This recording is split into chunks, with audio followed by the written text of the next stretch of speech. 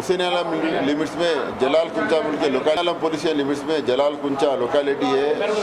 वहाँ एक बच्ची 15 साल की बच्ची रहती है जो 9th क्लास तक पढ़े। अभी स्टडी कंटिन्यू नहीं करी बच्ची।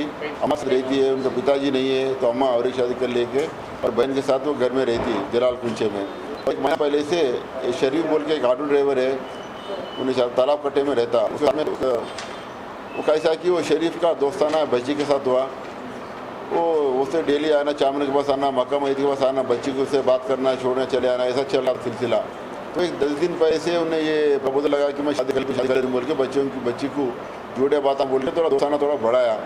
तो 19 दिन में गुलबर्गा ले दरगाह के बाद शादी कर ले तुम बोल के बच्ची को बातें बोला। बच्ची बिलीव करी। बच्ची अम्मा की भी नहीं बोली बात घर में, इसी साथ दोस्ताना है बोल के नहीं बोली, शायद शादी का प्रपोजल लगा बोल के नहीं बोली। इसके बातें सुन के 19 के दिन बस में चढ़ के गुलबर्गा दरगाह को चले गए। दरगाह में रह के वहाँ प्रेयर्स के बाद फिर एक रूम लिया दरगाह के बाजू में। रूम में शादी नहीं करा, कुछ भी नहीं करा। दरगाह के पास बच्ची के साथ में इंटरकोर्स भी कर दिया। लाके फिर सुबह उठ के कुछ भी नहीं बोला। फिर बच्ची को लाके वापस लाके हैदराबाद में चामराबाद छोड़ दे के वहाँ से भाग गया। बच्ची सीधा घर को चले गई रोते हुए। अम्मा को जाके बोली, कहाँ गए? बोलता ऐसा होगा शरीफ बोल के दोस्त बना, शादी कर ली तुम ले गया बोल के ले आके मेरे साथ में ये ऑफेंस करा गुलबर्गा में बोल के बोली। तो पुलिस को हुसैन आलम का अम्मा, ये बच्ची भी आई और इंस्पेक्टर बालाजी हुसैन आलम उनका अम्मा का रिपोर्ट लेके एक रेप केस, किडनैपिंग केस और पास्को एक्ट के अंदर केसेस रजिस्टर करे और इन्वेस्टिगेशन चालू करे। एक टीम डिस्पैच करे तालाब पट्टे को उसको ढूंढने के लिए, और एक टीम और एक इन्वेस्टिगेशन में एक वुमन एस पुलिस से बच्ची का स्टेटमेंट रिकॉर्ड कराए, बच्ची का स्टेटमेंट वीडियोग्राफ करे और बच्ची को मैटरनिटी हॉस्पिटल के एग्जामिनेशन के लिए भेजा है। बच्ची का एग्जामिनेशन हुआ और बच्ची का एज टेस्ट भी करा है फोरेंसिक डॉक्टर से। तो इन्वेस्टिगेशन मेडिकल एग्जामिनेशन में ये प्रूव हुआ कि बच्ची माइनर है और बच्ची के साथ ऑफेंस हुआ।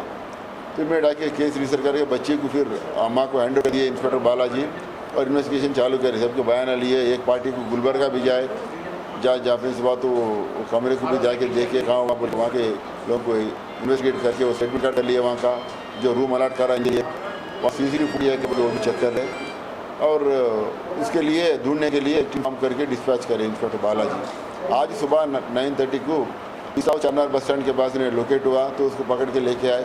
तो उन्हें एडमिट करा कि मैं ऑफेंस करूँ, शादी कर लेती हूँ बोल के बच्ची को लेके गए हूँ गुलबर्गा को। वहाँ शादी नहीं करा और बच्ची के साथ मैं ऑफेंस किया हूँ बोल के एडमिट करा।